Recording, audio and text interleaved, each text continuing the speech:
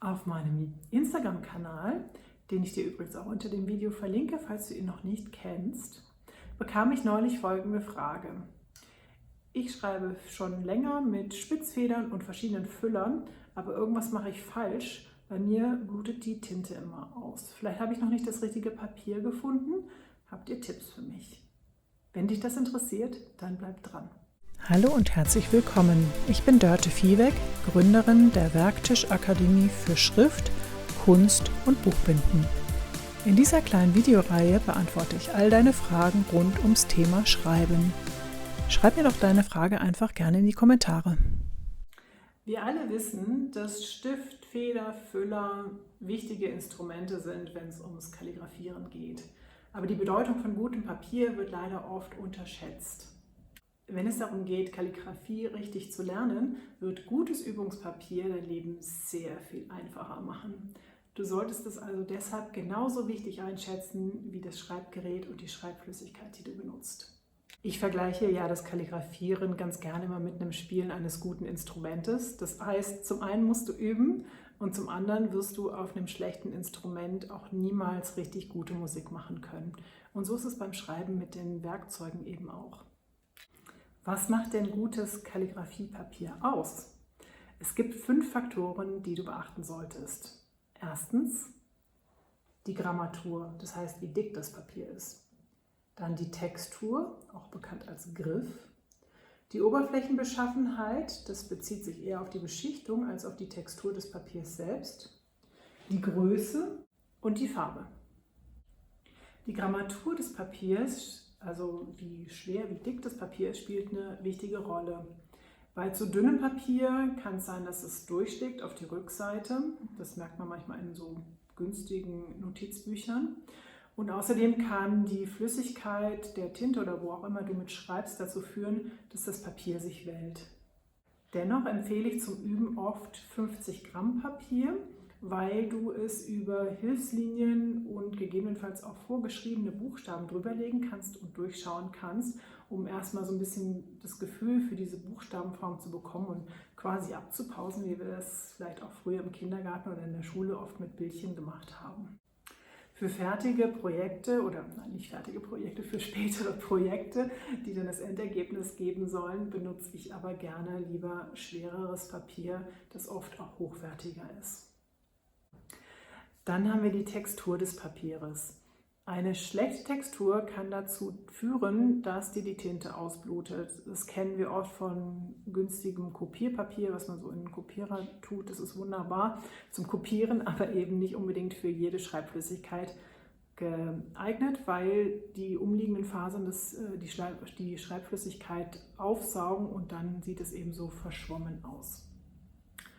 Außerdem kann eine schlechte Textur dazu führen, dass wenn du mit der Spitzfeder schreibst, deine Feder sich in den Papierfasern verhängt, hängen bleibt, stockt und der Tintenfluss nicht richtig läuft oder es schlimmstenfalls auch spritzt. Und außerdem können sich Papierfasern in deiner Feder verfangen, was dann ziemlich frustrierend sein kann. Man muss also abwägen, ob ein Aquarellpapier, was sich vielleicht wunderbar für die Hintergrundgestaltung eignet und ich persönlich auch immer sehr, sehr gerne nehme, wenn ich Handprägungen mache in meinen Arbeiten, muss halt abwägen, ob sich das auch für das Schreiben mit der Feder dann eignet. Andere Beispiele für so faseriges Papier sind eben oft handgeschöpfte Papiere, die so ein bisschen grober sind und teilweise auch Kraftpapiere. Als dritten Punkt haben wir die Oberfläche des Papiers. Wenn die zu glatt ist, dann kann es sein, dass die Tinte oder die Schreibflüssigkeit abperlt oder vielleicht sogar kleine Pfützen bildet. Das gilt für die meisten, nicht alle, aber für viele Fotopapiere, Metallic-Papiere und plastifizierte Papiere. Wenn das Papier aber unbeschichtet ist, so wie das Kopierpapier oft, dann haben wir eben das Problem, was ich eben schon genannt habe.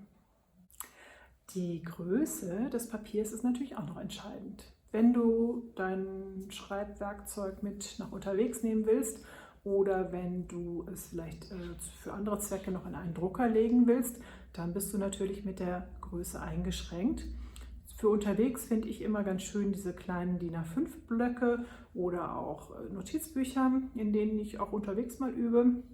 Wenn ich allerdings hier so in meinem Atelier übe, dann am liebsten im DIN A3 Querformat. Also das geht jetzt nur ums Üben, weil ich dann länger in einer Zeile schreiben kann und die Buchstaben wirklich gut üben kann, bevor ich dann den Zeilenumbruch habe. Und ich kann mir auch in einem Stück länger meine Übungslinien machen. Das finde ich eigentlich sehr, sehr praktisch. Wenn du im Hochformat übst, dann kommt es halt schnell dazu, dass du vielleicht auch deine Hand verdrehst, deinen Arm verrenken musst. Und das Gleiche gilt natürlich auch für kleinere Formate. Für unterwegs finde ich jedoch, wie gesagt, zum Beispiel diesen Block hier ganz schön, weil der ein Punkteraster hat. Und das ist handlich, ich muss da nicht unterwegs noch mal eine Linie ziehen. Und außerdem verschwinden diese Punkte optisch auch, wenn das Blatt beschrieben ist. So, nach dem ganzen Üben möchten wir vielleicht auch fertige Projekte erstellen. Ich sage immer fertige Projekte. Ich meine Projekte, die irgendwie an die Wand kommen, die Karten sind, die Sachen zum Verschenken sind. Das meine ich mit fertige Projekte.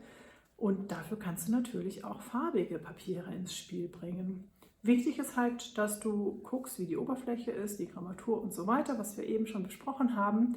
Und natürlich, dass du eine Schreibflüssigkeit wählst, die in einem Kontrast dazu steht, dass man das Ganze dann auch gut lesen kann. Ansonsten sind deiner Fantasie keine Grenzen gesetzt. So, und jetzt bist du gefragt. Auf welchen Papieren schreibst du denn am liebsten und warum? Schreib mir das doch gerne in die Kommentare. Da kannst du auch deine Fragen stellen, die du gerne mal in einem Video beantwortet haben möchtest. Im nächsten Video in 2 Wochen beantworte ich die Frage, was der Unterschied zwischen Tinte und Tusche ist und mit was man sonst noch so schreiben kann. Wenn dir dieses Video gefallen hat, dann lass mir doch gerne ein Like da und abonniere meinen Kanal. Vergiss auch nicht, die Glocke zu aktivieren und dann sehen wir uns in 2 Wochen wieder. Ich freue mich drauf.